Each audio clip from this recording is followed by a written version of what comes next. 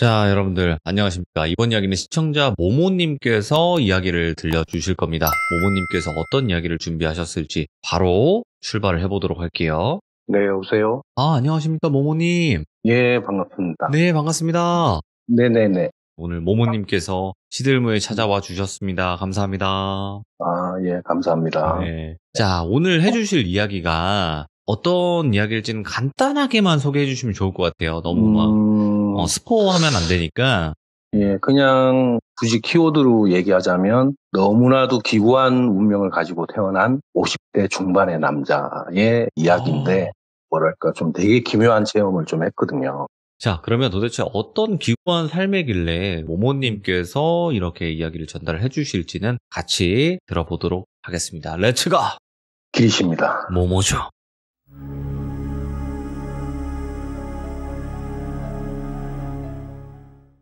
이분과는 제가 직업상 만나게 된 분인데요. 제가 어떤 프로젝트 사무실을 하나 운영을 하고 있고, 거기에서 각 분야의 전문가들을 모아서 회의를 해서 결론을 내고, 거기서 또 업무 분장을 한 다음에 진행하는 일을 하면서 알게 된 분이었고, 작년 8월에 저희들이 프로젝트가 하나 생겨서 전문가 모집을 하다가 이분께서 신청을 하셔서 만나게 됐어요. 근데 이분은 키가 한 175인데 몸무게는 한 50kg도 안 나갈 것 같은 되게 마른 체형이시더라고요. 얼굴도 너무 창백하시고, 그리고 동공도 다 풀려 있으시고, 그리고 보통 회의를 하면 어떤 질문을 하면 답변을 하고 아니면 의견을 내거나 그렇게 해야 되는데, 이분은 항상 대답도 안 하시고 질문도 안 하시고 그냥 노트에다 필기만 해서 회의가 끝나면 집으로 바로 가시거든요. 근데 저희들이 프로젝트 특성상 지방에 있는 사람들이 제가 있는 곳으로 와서 회의를 하고, 보통 대부분 회식을 하고 하룻밤을 잔 다음에 그 다음날 다 올라가시거든요. 근데 이분은 항상 회의를 끝나면 무조건 바로 그날 가시더라고요. 그래서 평소에 타인하고 대화도 전혀 없고, 그리고 어쨌든 회의에 참석을 하신다는 거는 들을 수는 있다는 거잖아요. 이분한테 제가 이제 신뢰가 될까봐 생각을 하고 있었는데, 이분이 혹시 말을 못 하시는 분인가?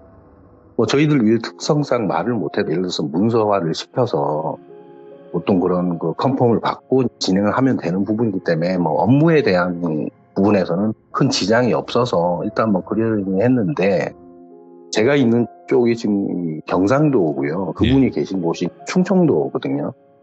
그러면 보통 차로 운행을 하더라도 한 3시간에서 3시간 반 정도? 그 정도 걸리는 거리인데도 안 쉬고 바로 그냥 가시더라고요. 그리고 사람들이 항상 그분을 보면 인사를 하면 그냥 가벼운 목례만 하고 눈을 거의 안 마주치시더라고요. 항상 시선을 피하시고. 그래서 어쨌든 이분이 같이 융화가 됐으면 좋겠다 해서 항상 회의가 있을 때마다 제가 한결같이 그분한테 보면 인사를 하고 말이라도 한번 걸면서, 여러 사람이 있는 게 불편하면 저랑 단둘이 식사를 한번 합시다라고 했는데 대답을 안 하시더라고요. 그냥 가벼운 미소로만 피하시고. 그렇게 하다가 저도 이제 결국에는 오기가 생기더라고요. 이 사람은 꼭 밥을 먹어봐야 되겠다. 그리고 이 사람이 저희 프로젝트에서 좀 핵심적인 일을 해야 되는 분이라서 따로 개인적으로 대화도 하고 싶어서 계속 제가 한 5번인가 이렇게 요청을 했는데, 어느 날 이제 5번째 회의를 하고 난 다음에 제가 그냥 이번에도 안 하시겠지 하고서 그냥 인사치레로 식사를 하십시다라고 말씀을 드렸더니 고개를 끄덕거리시더라고요. 그래서 이제 그날 이분하고 저하고 단둘이 식사를 했는데, 식사 중에서도 제가 말을 계속 했고 그냥 듣기만 하시고, 식사가 끝나니까 그냥 인사를 하고 또 집에 가시더라고요. 술도 안 드시고, 보통 9시 정도 되면 술 한잔 하잖아요, 식사하면서. 근데도 술도 한잔 안 드시고 그냥 가시더라고요. 그래서 그분하고 결국에는 작년 8월에 만나서 10월까지 이제 한 5번의 식사를 했어요. 상황은 다 똑같았고. 근데 5번째 식사를 했을 때, 그때 제가 뭘 묻지도 않았는데 이분이 입을 여시더라고요. 그분이 하시는 첫 마디가, 모모 씨는 사람을 참 편안하게 해주는 그런 재주가 있네요, 그러더라고요. 그래서 제가 좀 놀랬죠. 이분의 음성을 처음 듣기도 했고, 그래서 이 사람이 무슨 말을 할까라고 좀 궁금해지더라고요. 근데 제가 무슨 질문을 하기도 전에 이 사람이 왜 자기가 말을 안 하는지, 사람들과의 만남을 피하는지, 왜 당신은 나한테 그렇게 묻지를 않느냐, 이렇게 오히려 대려 반문을 하시더라고요. 그래서 저는 뭐 거기에서 딱히 할 말은 없어서 그냥 다 이유와 사정이 있겠죠라고 말씀을 드렸더니, 잠깐 생각을 하더니 자기가 왜 사람을 만나지 않고 말도 하지 않는 이유에 대해서 설명을 해줄 테니까 한번 들어보실래요? 그렇게 얘기를 하더라고요. 이거는 제가 집중을 할 수밖에 없었던 이유가 그분의 음성을 처음 듣게 된 날이기도 했고 그분의 이야기를 처음 듣게 된 날이기도 했어요. 근데 이거를 총 6차례에 걸쳐서 다 들은 얘기거든요. 그래서 제가 지금 정리해서 말씀을 드리는 건데, 들으면서도 믿기 힘든 부분이 너무나도 많았지만 눈빛을 보니까 절대 거짓이 아님을 확신이 되더라고요. 이분의 히스토리를 먼저 말씀을 드려야 되는데, 이분을 제가 똘비라고 할게요. 지금으로부터 한 40년 전쯤이면 똘비가 초등학생 때인데, 보통 이제 주말이 되면 동네 형들하고 같이 놀거나 뭐 그렇게 하잖아요. 근데 아시다시피 그때는 뭐 다양한 놀이 문화가 이제 없어서 항상 놀거리를 찾았는데, 뭐 지금처럼 어디 뭐 PC방이나 이런 게 있는 게 아니니까 그냥 카타르시스를 느낄 만한 좀 익스트림한 놀이를 찾아야 되는데, 네. 그 중에서도 가장 사내 아이들한테 그런 놀이가 산에 올라가서 전쟁놀이 하는 거, 그게 전부였거든요. 막 초여름이 될 무렵이었다고 하더라고요. 그날도 이제 어김없이 똘비는 일요일에 이제 동네 현들과 이제 산에 올랐대요. 여느 아이처럼 뭐 솔방울 수류탄을 던지고 작대기를 들고 뭐 총을 쏘는 신용을 하면서 전쟁놀이를 하는 중에 똘비가 엄폐물을 찾기 시작했대요. 어디 이제 숨어서 놀아야 되니까. 그때 똘비의 눈에 들어온 게 집단으로 된 움막 같은 게 보였대요. 그때 당시에는 뭐 거의 한 80년대, 70년대 후반 뭐 이러니까 그때 당시에도 부모님이 돌아가시면 심요살이를 하는 분들이 덜어 있었거든요. 그래서 그런 움막이 있는 게 이상할 게 없었던 거죠. 그래서 인기척이 없는 걸로 봐서는 심요살이를 끝내고 움막 철거를 하지 않는 그런 곳이라고 생각을 했대요. 똘비 입장에서는. 그래서 똘비는 얼른 움막 안으로 들어가서 몸을 숨겼는데, 밖에서는 아이들이 막 아우성이 들리고 뭐 소리치는 소리 들고 시끄럽다가 밖이 좀 조용해지니까 똘비는 그 틈을 타서 공격을 하려고 밖으로 나가려고 할 때 발에 뭔가 탁 채이더래요. 그래서 이제 자기도 깜짝 놀라서 밑에 숙여서 보니까 나무함이 열려있고 종이에 뭔가가 쌓여져 있더래요. 한지에. 그리고 정체불명의 흰 가루가 좀 보이더래요. 근데 그때 똘비는 어렸으니까 이제 똘비는 무심코 종이를 헤치고 가루를 손으로 만지고 나면 별거 아니네 이 생각하고 다시 이제 대충 종이로 덮고 그냥 그대로 그걸 두고 산을 내려왔대요. 근데 자기가 지금 생각해 보니까 그게 시신을 화장한 뼈가루라는 걸 알았대요. 성장을 하고 그런 것들을 많이 보니까. 근데 그날따라 자기가 너무 심하게 논 탓인지 몰라도 여름인데도 불구하고 오한과 막 열이 동반돼 몸살 되게 심하게 앓았대요. 그래서 이제 월요일 날 뭐 학교를 가야 되는데 학교를 한 며칠 못 가고 2, 3일 정도 집에서 쉬다가 학교를 가는데, 그래도 몸이 완전히 회복된 게 아니라 체육 시간이 됐는데 밖에 나가서 활동을 못 하니까 담임 선생님이 그러면 교실에서 애들 가방하고 이렇게 지키고 있어라 했대요. 그래서 똘비는 거기에서 책상에 엎드려서 계속 잠을 잤대요. 그리고 이제 체육 시간이 끝나고 아이들이 들어왔죠. 그런데 그 들어온 아이들 중에 한 명이 지갑이 없어졌다라고 소리를 친 거예요. 그러면 이제 선생님들 입장에서는 어쨌든 범인을 색출을 해서 사과를 받든지 물건도 회수해서 돌려줘야 되는 상황이니까. 근데 그 상황에서는 누구나 할 것 없이 똘비를 의심하는 게 당연한 거잖아요. 똘비가 혼자 있었으니까. 근데 선생님은 똘비를 추궁을 하는데 똘비의 평소 성품을 봐서는 그런 일을 할 애가 아니니까 오히려 친구들이 또 옹호를 했대요. 그리고 또 하나는 뭐냐면 똘비가 가정 형편이 매우 좋았대요. 그 동네에서 유지 소리를 듣는 집안에서 되게 부유하게 자란 사람이라서 평소에 도벽도 없었으니까 똘비가 안 훔쳐갔다는 거에 대해서는 더 신경이 실리는 상태였는데 담임 입장은 그러지가 않았는가 봐요. 그래서 선생님이 똘비를 교무실로 따로 불렀대요. 그리고 지금은 뭐 그런 일을 하면 큰일 나지만 입을 열 때까지 때렸다는 거예요. 근데 똘비가 나는 훔치지 않았다. 아니니까. 예, 정말 아니니까. 그래서 거의 만신창이가 돼서 이제 교실로 돌아왔다는 거예요. 얼마나 우울하고 얼마나 분하겠어요. 그래서 수업을 마치고 혼자 이제 터덜터덜 하교를 하는데 평소에 가던 길을 안 가고 집에 빨리 가서 그냥 좀 쉬고 싶고 어쨌든 막 울고도 싶고 뭐 그래서 되게 좁은 골목길이 있는데 그게 좀 지름길이래요. 집에 네. 가기 위한 지름길인데 평소에 가지 않는 후미진 골목을 통과를 하는데 그 앞에 조그만 슈퍼가 하나 보이더래요. 근데 거기에서 같은 반 친구 A를 보게 된 거예요. 평소에 이 친구하고도 관계가 좋았으니까 반가운 척을 하려고 하는데 A가 슈퍼 안으로 딱 들어가더니 잠시 후에 값비싼 장난감하고 과자를 들고 나오더래요. 근데 이 A가 평소에 가정 형편이 좋지 않고 이런 비싼 장난감을 살 이유도 없고 사지도 못하는 상황인데 그걸 들고 나온 거죠. 그러면 이게 돌비 입장에서는 되게 합리적인 의심이 되잖아요. 그래서 아는 척은 안 하고 이 A의 뒤를 몰래 따라갔대요.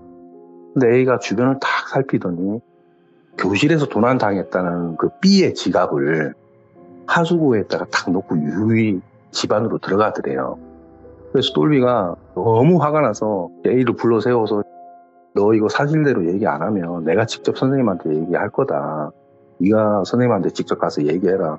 나 너 때문에 이렇게 두드려 맞고 이렇게 됐는데 너 어떻게 그럴 수 있느냐. 너 정말 내 친구가 맞느냐. 근데 걔가 되게 뻔뻔하게 뭐 해볼 때면 해봐라. 이런 식으로 얘기를 하더라는 거예요. 그러니까 그때 돌비가 초등학생인데도 불구하고 정말 쎄할 정도로 분노가 생기더래요.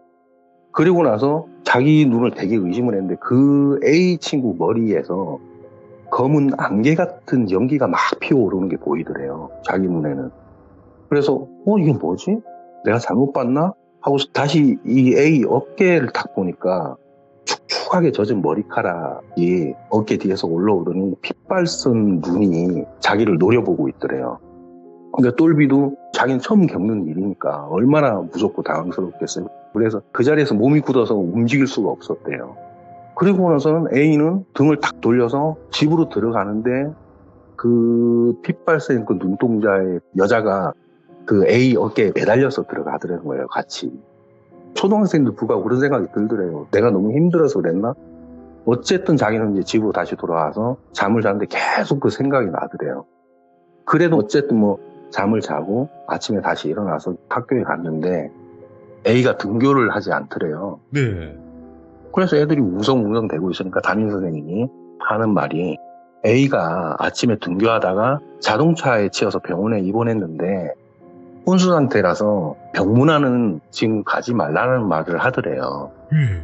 근데 돌비는 그냥 안타깝다 이 정도로만 생각을 했대요. 어제 본 그 모습 그런 상황들에서 까맣게 잊은 채로. 근데 범인이 지금 A라는 애가 병원에 입원해 있으니까 자기가 지금 선생님한테 가가지고 A가 훔쳤다라고 얘기를 할 수 없는 상황이 돼버린 거죠. 예.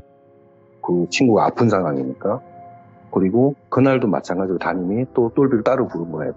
그 선생님이 너무 폭력성이 강한 선생님이었고 그래서 그날도 마찬가지로 자기가 절대 하지 않았다라고 얘기를 하면서 A가 훔쳤어라고 말하고 싶었지만 다친 친구를 고발하는 건 좀 아니라는 생각이 들었대요.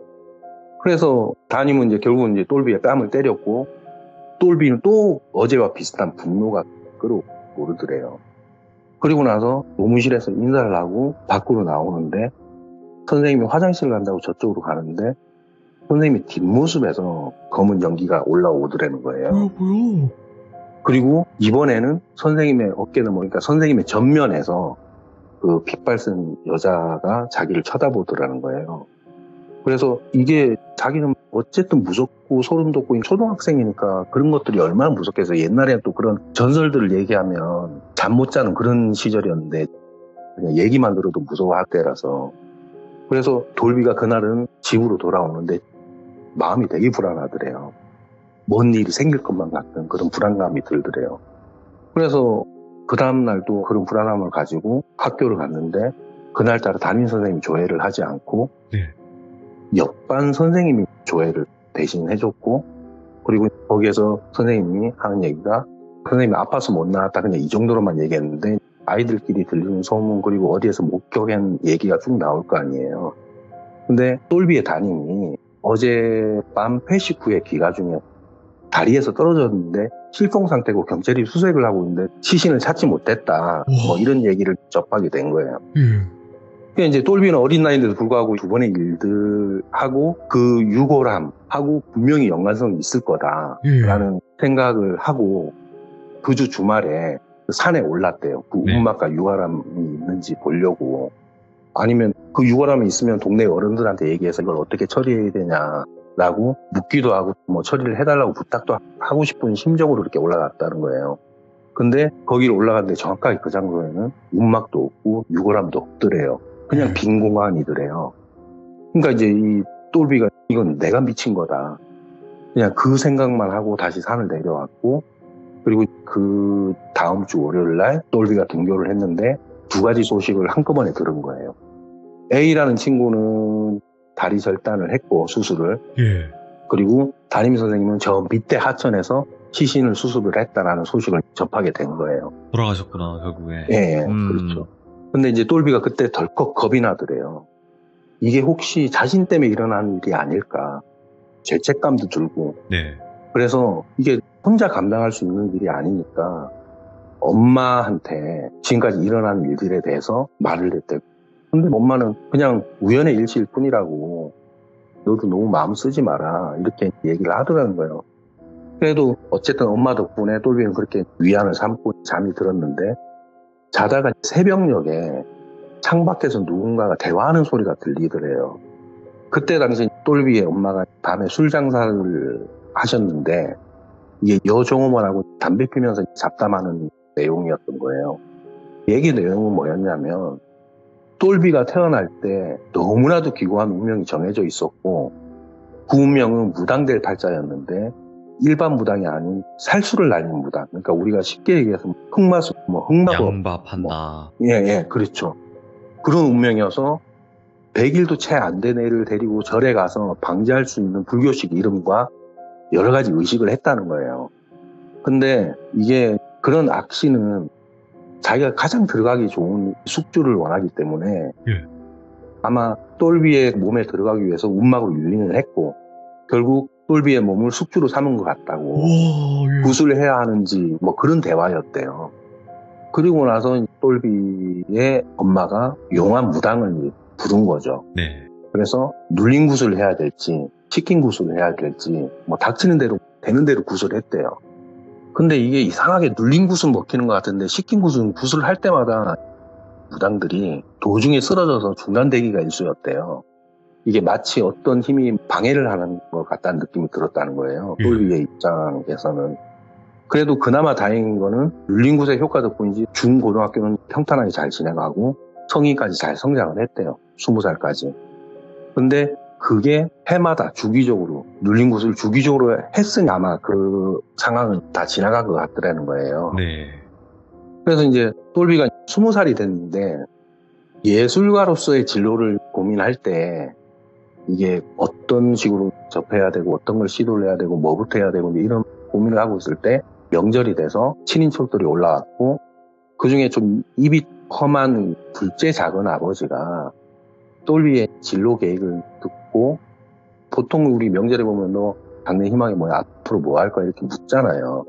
돌비는 좀 자신있게 얘기를 했다. 나 예술가로서의 삶을 살고 싶다. 그랬더니 뭐 그렇구나 하면 되는데 되게 비난을 하더래요.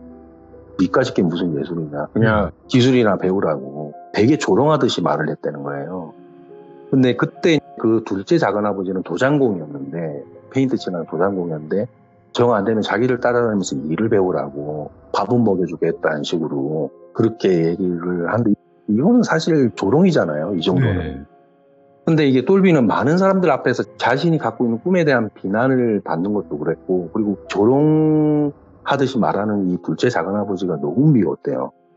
그래서 그때도 정말 죽이고 싶은 정도의 화가 올라갔다고 하더라고요. 그리고 그 비웃음이 머릿속에서 사라지지 않더라는 거예요. 이제 그날 밤에 끌어오는 분노를 겨우겨우 잠재우고 잠을 잤는데, 아침이 돼서 차례를 끝내고 올라가는 둘째 작은아버지 뒤통수를 딱 보니까 그 검은 안개와 핏발선 눈이 다시 보이더라는 거예요. 그리고 얼마 있다가 비보를 접하게 됐대요. 이거 확실하게 이게 됐네. 와. 예, 지하에서 에폭시 작업을 하다가 담뱃불로 인한 폭발로 인부 3명이 거기에서 바로 즉사했다. 똘비는 어른들한테 그 얘기 듣고 과거의 일들을 다시 떠올리기 시작한 거예요. 네. 그러니까 공포감이 엄습했고 또 결국에는 자신이 증오하는 누군가는 어떠한 형태로도 화를 입는다는 사실을 알게 된 거예요. 그래서 화를 가라앉히는 게 최선책이라고 생각을 했기에 똘비는 되도록 누군가와 다툼을 하지 않으려고 되게 피했고 그때부터 좀 입을 닫기 시작했대요. 그러다가 또 어느 날 이제 첫째 작은 아버지가 술을 먹고 똘비의 아버지와 다툼이 생겼는데 똘비가 말리는 과정에서 첫째 작은 아버지한테 구타를 당한 거예요. 예. 어린 놈이 뭐 한다고 어른들 하는데 뭐 한다고 말려. 뭐 이렇게 된 거죠. 그래서 맞게 된 거예요. 그날도 자기가 안 그래야지 하면서도 어쨌든 맞으면 화가 나는 건 당연한 거고. 그래서 또 그 증오는 폭발을 했고 그분한테도 역시 그 검은 안개와 여자의 눈을 보게 된 거죠. 그리고 나서 이 첫째 작은아버지 이분과 약간 법사라고 하는 땡중? 스님도 아니고 애매한 분 있잖아요. 그분하고 술을 먹다가 시비가 붙어서 옥신각신 하던 중에 밀었는데 벽에 머리 부딪히고 내진탕으로 돌아가신 거예요. 저도 이제 이거를 정리를 하면서 반신반의했는데 이분이 말 하나 흐트러지지 않고 저한테 그렇게 얘기를 했었거든요. 결국에 이제 똘비의 엄마는 사태의 심각성을 깨닫고 아버지한테 이 사실을 알렸대요. 네. 아버지는 처음에는 믿지 않다가 점점 믿어지겠죠. 여러 정황들을 봤을 때. 근데 똘비를 보듬는 게 아니라 점점 멀리하기 시작하더래요. 그게 왜 그러냐면 이 똘비의 아버지는 의붓 아버지인데 똘비의 엄마가 재혼한 남편이겠죠. 이런 말이 맞는지 모르겠지만 팔은 안으로 굽는다. 결국에는 아버지는 술만 드시면 너 때문에 내 동생들이 다 죽었어. 뭐 이렇게 얘기를 하시더라는 거예요. 똘비는 그래도 자신의 아버지니까 분노하지 않으려고 되게 애를 썼대요. 그래서 똘비가 이제 30살이 될 때까지 아무 일이 없다가 결국 이제 그 사건이 또 터진 거예요. 만취한 아버지가 똘비에게 온갖 욕설을 하고 구타하고 그래서 똘비는 어쨌든 아버지에도 불구하고 그 끌어오는 분노를 누를 수가 없는 거죠. 결국에는 아버지도 그런 현상이 생겼고 그 해 심근경색과 뇌졸중 합병증으로 이제 사망을 하시거든요. 그래서 똘비는 그때부터 주변 사람들의 두려움의 대상이 돼버린 거죠. 그리고 자기 자신도 포기를 했대요. 그래서 똘비가 생각하기에 가장 베스트는 내가 이 집을 나와야 되겠다. 최소한 내 소중한 가족들은 더 이상 보내지 말아야 되겠다. 그래서 이제 30살 똘비 입장에서는 가족들에 대한 외면을 받게 됐고 또 모두가 꺼려하는 인물이 됐으니까 어떤 사람보다 외로움의 강도는 매우 높았겠죠. 그래서 자기가 이제 혼자 살면서 따로 나와서 밥은 먹고 살아야 되니까 일은 해야 했고 그리고 일을 끝내고 집에 돌아오다 보니까 골목 어귀에 있는 선술집이 눈에 보이더래요. 네. 오래된 술집. 이제 아내를 들어갔더니 좀 나이가 있는 여자 업주와 그리고 자기보다 5살 정도 많은 여종업원이 둘이서 운영하는 술집이었대요. 네. 지친 마음과 머릿속을 쉬게 해주는 유일한 곳은 여긴 것 같더래요.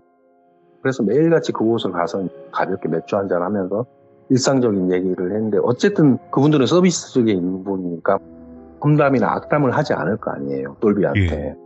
그래서 자기는 자기 인생에서 가장 행복한 시간이 딱 그 순간이었다고 하더라고요. 그냥 조건 없이 내 얘기를 들어줄 수 있는 상황들. 그래서 그게 영원할 것 같았대요. 그러다가 많이 친해져서 결국에는 여종업원이랑 사귀게 된 거예요.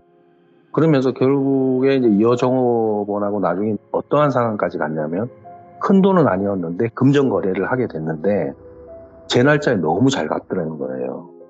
근데 보통 사기라는 게 소액을 빌려서 잘 갚다가 나중에 고액을 빌리고서 잠적하는 게 되게 일반적이잖아요.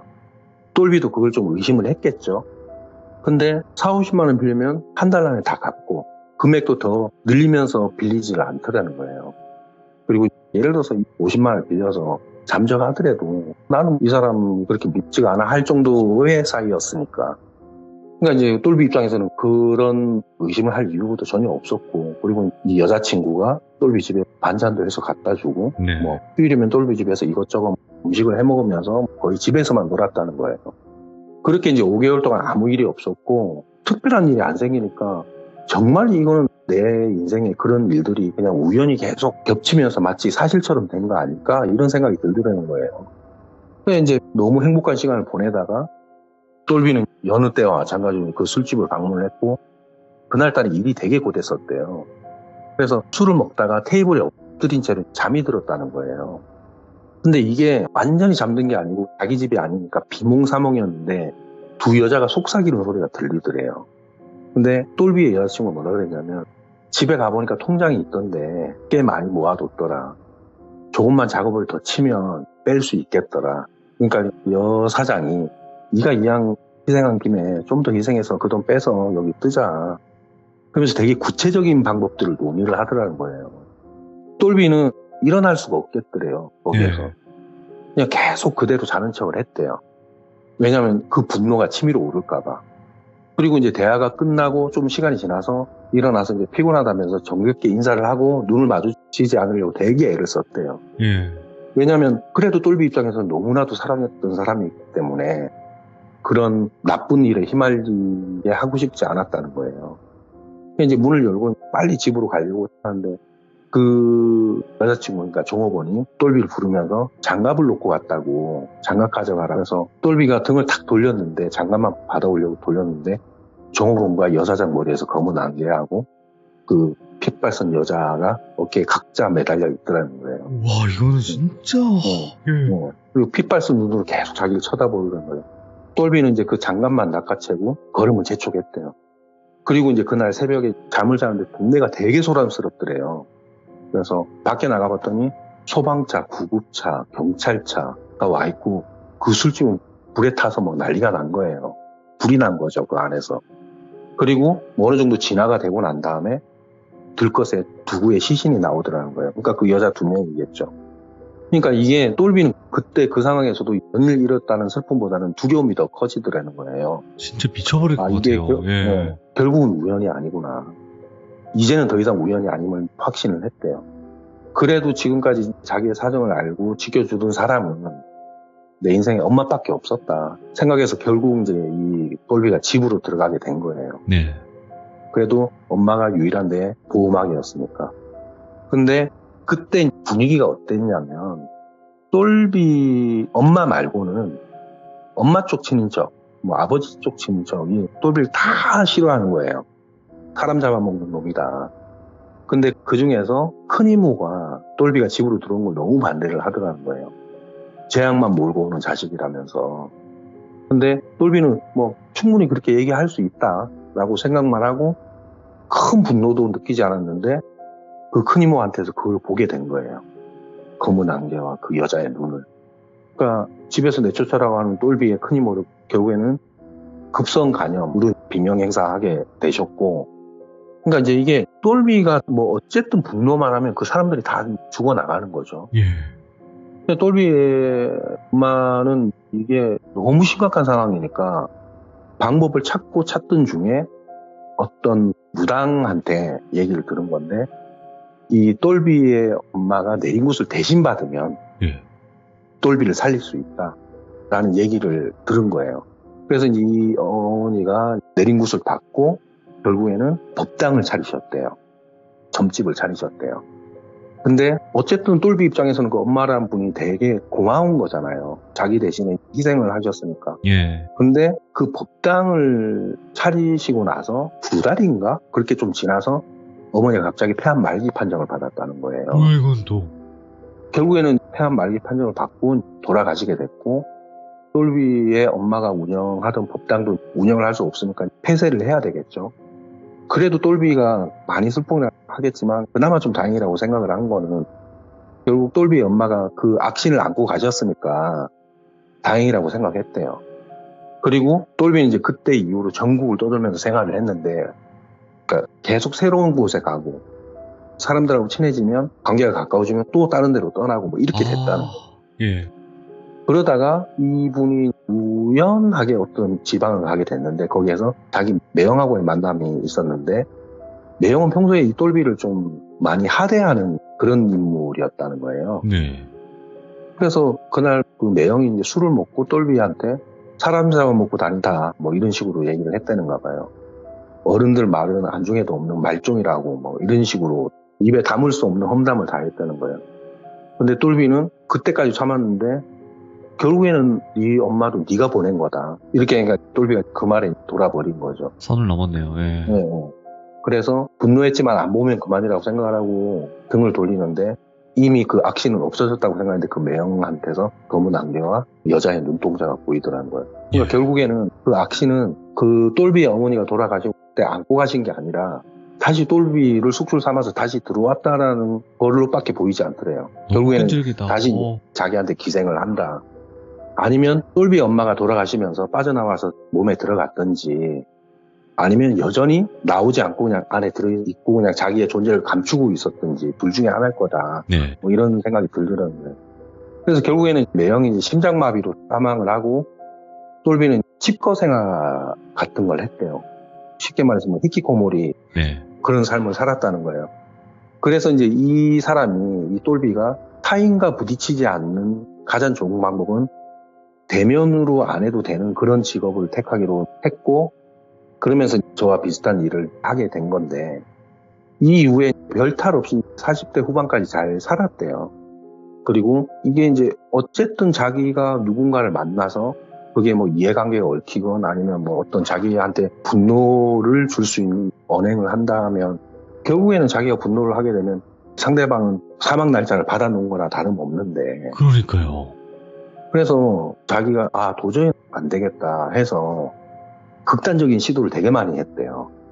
근데 그때 이게 희한하게 자기가 그렇게 극단적인 시도를 할 때 물리적으로 방해가 오더래요. 오? 뭐 예를 들어 끈이 끊어진다거나 아니면 그 타이밍에 누군가가 들어온다거나 아니면 문을 잠궜는데도 문이 잠그면 밖에서 사람이 못 열고 들어와야 되는데 문이 열려 있다거나 그리고 경찰이 옆집에 무슨 사건이 있어서 출동을 했는데 자기를 발견했다거나 이런 일들이 생기더라고요. 그러니까 이게 마치 누가 되게 방해를 하는 것처럼 느껴지더라는 거예요. 예. 그래서 이제 똘비가 결국에는 도저히 안 돼서 지푸라기라도 잡고 싶은 심정에 정신과를 찾았는데 뭐 분노를 억누르는 치료를 받고 약을 복용하고 시작했는데 진단은 뻔했겠죠. 뭐 공황장애와 망상장애 뭐 이런 진단이 나오더래요. 어쨌든 그런 거는 뭐 정신과 의사는 너의 망상이다. 그냥 다 우연히 겹쳤는데 그게 네가 한 일이라고 생각하니까 그렇게 된 거다. 그런 식으로 뭐 약을 처방을 하고 2주에 한 번씩 정신과를 와라 뭐 이렇게 얘기가 된 거예요. 어쨌든 성실히는 갔는데 이 똘비가 그걸로 인해서 어떤 심사기관에서 근로무능력자 판정을 받게 됐대요. 예. 도저히 사회생활을 할 수가 없다. 그래서 이제 이 똘비가 기초생활수급자가 됐으니까 거기에 뭐 의료 지원비라든지 주거 지원비라든지 뭐 여러 가지 돈이 나오잖아요. 그걸로 근근히 생활을 했는데 그 수급비로 이제 생활을 하기에는 사실상 부족할 때가 너무 많더래요. 네. 그래서 이제 일을 해야 됐고 그리고 이제 뭐 자기가 철칙으로 지키는 건 입 닫고 사람과의 사적인 대화도 피하는 게 가장 좋다. 내가 스스로 죽는 것도 지금 안 되는데 그러면서 똘비가 보통 생활 패턴이 사람들이 많이 활동하는 낮에는 무조건 잠을 자고 밤이나 새벽에 일어나서 뭐 산책을 하는데 보통 비가 오면 나간대요. 그래야 인적이 드무니까 자기랑 부딪히는 사람들이 많이 없으니까 그게 아니라면 무조건 집에 있는다고 하더라고요. 그리고 똘비는 어쨌든 통화도 사람의 육성을 들으니까 감정이 느껴지잖아요. 네. 그래서 통화도 꺼려하고 보통 이메일, 뭐 카톡 이렇게 하는데 길게도 안 읽는다고 하더라고요. 단답으로. 네, 아니요 정도만 한다고 하더라고요. 할 수 있습니다. 할 수 없습니다. 그래서 평생을 이렇게 살아야 되나 싶어서 자기가 스스로 여러 점집이나 무당을 찾아가긴 했는데 갈 때마다 무당들이 피하거나 사주가 안 보이더라고 하더래요. 그러니까 이게 인간으로 안 보이는 거죠. 이 똘비가. 그러면서 이런 얘기를 저한테 한 6번에 걸쳐서 이 얘기를 하면서 네. 마지막으로 저한테 이런 얘기를 하더라고요. 이게 운명이든 정신병자든 자기가 죽어야지만 없어진다고. 죽어야지만 끝날 것 같다고. 이 얘기를 하더라고요. 저는 이 똘비가 말하는 동안 두렵기보다는 안타까움이 더 앞섰는데 네. 이게 또 똘비 입장에서 어설픈 위로나 동정이 오히려 그분의 마음을 상하게 하는 일일 수도 있겠다는 생각이 들더라고요. 네. 그래서 저보다 이제 1살 많은 형님인데 제가 할 수 있는 말은 딱 하나더라고요. 형님 미치도록 말하고 싶을 때는 저한테 전화 주세요. 대답 안 하고 듣기만 할게요. 그러면 최소한 속은 시원하지 않겠어요? 라고 말씀드렸더니 빙그레 미소 짓더라고요. 그러면서 저한테 하는 말이 네가 제일 고맙다라고 하시더라고요. 저한테. 네. 그래서 그 이후에 저하고 여전히 뭐 일방적인, 그러니까 제 입장에서 일방적인 경청, 형님 입장에서는, 똘비 입장에서는 일방적인 발언의 관계로 유지를 하고 있는데 올 2월 달부터 연락이 안 돼요, 이분이. 예. 그래서 제 생각에는 아예 세상과의 단절, 그러니까 치과를 하면서 단절을 했든지, 나랑 더 친해지면 나한테도 해가 입었어서 입으로 피했든지, 아니면 이분이 정말 아까 그 말을 했듯이 자기가 죽어 없어져야지만 끝난다라고 그 얘기가 되게 의미심장하게 들렸거든요. 네. 그래서 전자이길 바라겠지만 또 이게 후자일 부분도, 왜냐면 이제 우리 업계가, 저희가 하고 있는 업계가 일을 하고 있으면 말은 안 해도 이 사람이 일을 하고 있어, 어떠한 일을 했어, 이게 다 알 수가 있거든요. 근데 올 2월 달부터 이분이 일을 한 흔적이 전혀 없어요. 그래서 전화를 드려봐도 전화는 살아있기는 한데 그냥 받지 않고, 그리고 카톡은 일이 계속 안 없어지고 있고, 그래서 저는 이제 전자기를 바라면서 그런 생각을 하는데, 아무튼 저는 그분이 그런 지독한 운명의 굴레에서 벗어났으면 좋겠다라는 생각을 하면서 오늘 준비한 이야기는 여기까지입니다. 아이고, 감사합니다. 어떻게 보면 이제 모모님도 이 사연을 듣고 얼마나 힘드셨을까 이런 생각도 많이 들면서 또 여러 가지 복잡한 감정들이 많이 들었을 거라고 생각을 하고, 또 이렇게 말씀하시는 게 그분에게 조금이라도 도움이 되고 닿기를 바라는 마음이 많이 느껴졌거든요. 말씀하실 때도 굉장히 조심스럽게 말씀하시는 부분도 있었으니까요. 네네. 근데 제가 봤을 때도 그분의 잘못은 1도 없다고 봐요. 왜냐면 사람이기 때문에 당연히 분노라는 감정을 안 느낄 수가 없거든요. 그렇잖아요. 우리가 분노를 안 느끼면서 어떻게 살아요, 사람이. 그래서 이분이 저한테 말할 때 나 이런 삶을 살았어, 이런 느낌이 아니었고요. 저한테 되게 SOS 신호를 보내고 있다는 느낌이 되게 많이 들었었거든요. 아이고, 예. 너 내 얘기 좀 들어봐, 이런 거 있잖아요. 그리고 내가 지금까지 어디에서 얘기하지 못했는데 너는 참 내가 마음을 편히 내려놓을 수 있으니까 너는 어쨌든 나한테 과한 질문도 하지 않고 들어주는 거 잘하고, 맞죠. 그래서 내가 너한테 얘기해 주는 거야, 뭐 이렇게 얘기를 하시는데, 저는 이분께서 오늘 갑자기 저한테 연락이 왔다, 이런 소식을 좀 전해줄 수 있으면 얼마나 좋을까, 그런 생각을 좀 해봅니다. 그러니까요. 네. 이게 결국에는 분노를 느끼면 그 사람이 죽는다 혹은 다친다 이런 식으로 계속 알려지다 보면 주변 사람들이 그걸 알았을 때는 무서워서 피하는 사람도 있었을 거고, 오히려 안 믿지만 뭔가 그렇다고 하니까 더 욕하는 사람도 있었을 거고, 그럴 것 같아요. 그러니까 보통 삶이 아니죠. 정말 말씀하신 대로 기구한 삶이고, 이런 이야기를 어디 가서 했겠습니까? 그나마 모모님이 계셨으니까 모모님한테라도 말씀을 하신 건데, 그 말씀을 들어주신 것만으로도 정말 그분에게 큰 힘이 됐을 거예요. 그렇게 됐다면 너무 다행이에요. 네, 그래서 혹여라도 만약에라도 그분께서 이 방송을 보고 아니면 이 내용을 보고 분명히 본인의 이야기인 걸 아실 테니까, 만약에 그렇다면 모모님에게 연락 한 통이라도 그냥 뭐 분노고 느껴지지 않는 선에서만 연락 한 통이라도 하면 어떨까, 이런 생각도 들고요. 오늘 모모님 이렇게 또 이야기 들려주셔서 다시 한번 너무너무 감사드리고, 말씀을 정말 잘하시기 때문에 집중을 훨씬 더 잘해서 하나하나 빠지지 않게 기억을 할 수 있는 이야기가 아니었나 말씀드리고 싶네요. 감사합니다. 너무 감사합니다. 고맙습니다. 네. 자, 그리고 이제 방금 모모님께서 말씀하셨던 똘비라고 닉네임이 불렸던 그분께도 저도 한 가지 말씀을 드리고 싶은 거는, 정말 감히 어떻게 저희가 공감하고 이해를 하겠습니까? 이런 일들, 그리고 이런 삶을 사셨다라는 거를 저희는 감히 공감할 수는 없습니다. 하지만 저희 또 시들무에서는 여러 가지 아픔을, 삶을 살아오시면서 역경을 겪으셨던 분들도 많이 계십니다. 그렇다 보니까 본인의 잘못이 전혀 아니고, 그리고 그렇다고 한들 사람의 감정이라는 건 그렇게 숨길 수는 없잖아요. 슬픔도 느낄 수 있고 분노도 느낄 수 있고 여러 가지를 다 느낄 수 있다고 보는데, 그 중에서 그거를 느낀다고 해서 사람이 그렇게 된다라는 거는 전혀 납득을 할 수 없는 그런 상황이 아닌가 생각을 해요. 얼마나 힘드셨을지도 조금이나마 이해가 될 수 있는 그런 이야기였습니다. 이렇게 쭉 어떻게 살아오셨는지 과정을 들어보니까 훨씬 더 공감을 할 수 있는 부분이 있지 않았을까 생각합니다. 여러분들도 이런 여러 가지 일들이 많으신 분들이 분명히 계실 거고 고민을 많이 하고 계실 텐데 주저 마시고 저에게 제보해 주시면 감사할 것 같습니다. 시청해주신 모든 분들 감사드립니다. 고맙습니다.